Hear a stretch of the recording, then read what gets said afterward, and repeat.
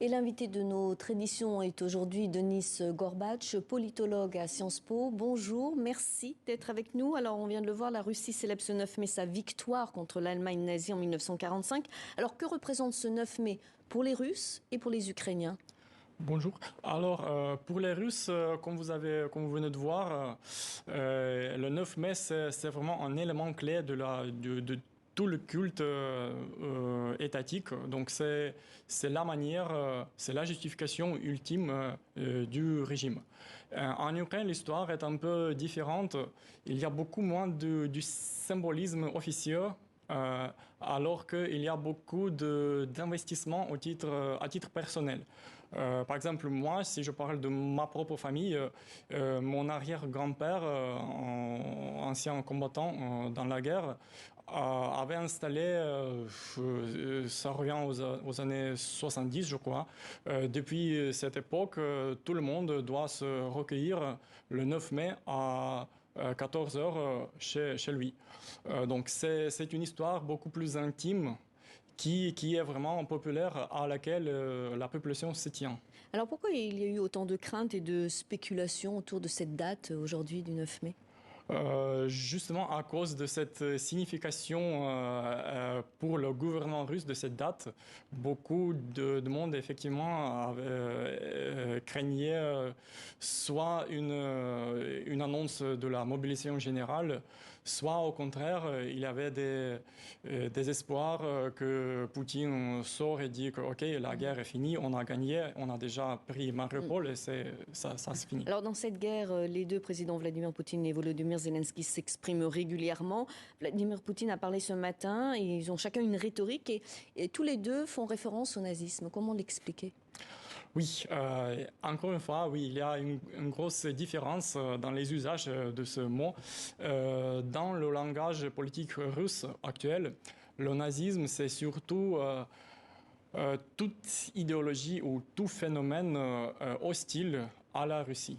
Parce qu'il y a 70 ou 80 ans, nous les Russes, nous avons gagné contre nos ennemis, en l'occurrence des nazis.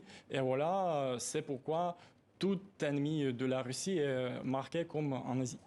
En Ukraine, il y a beaucoup moins de références symboliques, de références historiques. Il y a encore une fois le titre personnel et la dimension personnelle est beaucoup plus présente. Alors je vous coupe, désolé, on va regarder ce sujet. C'est sur une habitante d'Irpin en Ukraine. Elle est âgée de 72 ans et sa maison a été détruite par un bombardement russe. Et depuis, elle vit dans une caravane avec son fils, Séraphine Charpentier. Cette année, comme toutes les autres, le printemps est venu à Irpin. La vie de Zineda, elle, ne reviendra pas comme avant. Je vivais dans cette maison avant le 24 mars. Je n'aurais jamais pu penser que cela arriverait, que mes frères russes nous attaqueraient et feraient quelque chose comme ça. Avec ma maison, avec mon Ukraine. Ils m'ont arraché d'ici, mes racines avec.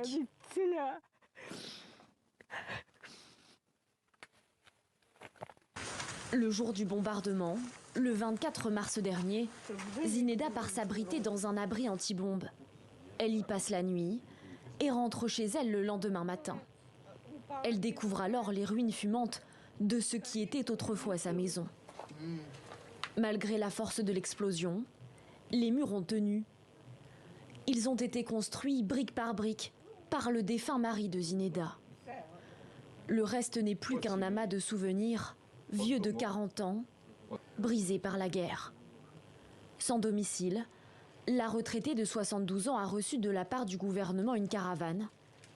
Elle y vit avec son fils de 41 ans. Peut-être que notre gouvernement nous aidera après tout. J'espère toujours. Ils m'ont déjà donné une caravane pour vivre. Alors peut-être qu'ils pourront me prêter un endroit où passer l'hiver. Je ne pourrai pas vivre ici.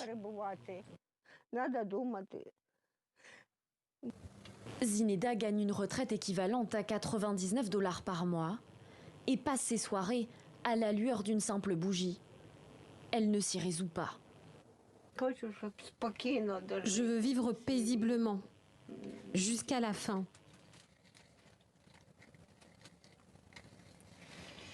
Je ne veux pas fuir. Je veux ma propre maison, mon coin à moi. Les forces ukrainiennes ont reconquis Irpin à la fin du mois de mars. Un mois d'occupation et toute une vie à reconstruire. Cette retraitée ukrainienne, on vient de le voir dans le sujet, tente de survivre. La population est toujours mobilisée. Est-ce que l'esprit de résistance est toujours aussi présent ? Oui, ce qui différencie cette situation en tout de la situation de la guerre en 2014. Parce que là, la résistance était beaucoup plus faible et pour les Russes, il était beaucoup plus facile de s'installer, de créer ses administrations, etc. Là, on a une histoire vraiment d'une résistance beaucoup plus forte. Et comment on l'explique ?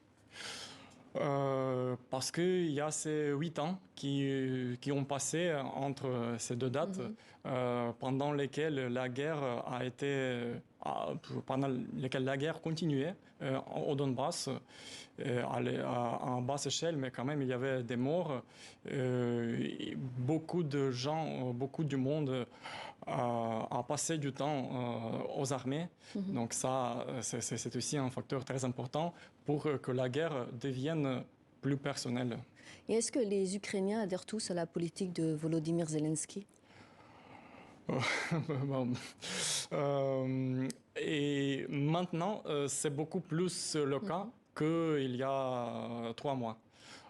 Parce que normalement, l'Ukraine était toujours un peu partagée entre deux projets identitaires concurrents.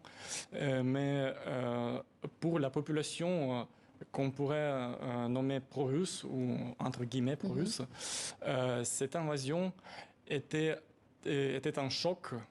Et là, pour tout le monde pro-russe que je connais en Ukraine, maintenant tous se disent contre Poutine, se prononcent, s'adhèrent à Zelensky. Alors une dernière question rapidement. Alors, comment Vladimir Poutine arrive finalement à russifier certaines régions ukrainiennes ? Comment on l'explique ? Il n'y a pas tant que ça de russification. Jusqu'ici, c'est plutôt des politiques un peu forcées, parce qu'il y a vraiment... le régime russe a de mal à recruter des collaborants. Donc c'est à voir comment ça se passe en futur. Merci beaucoup pour cet entretien, Denis Gorbatch. Je rappelle que vous êtes politologue à Sciences Po.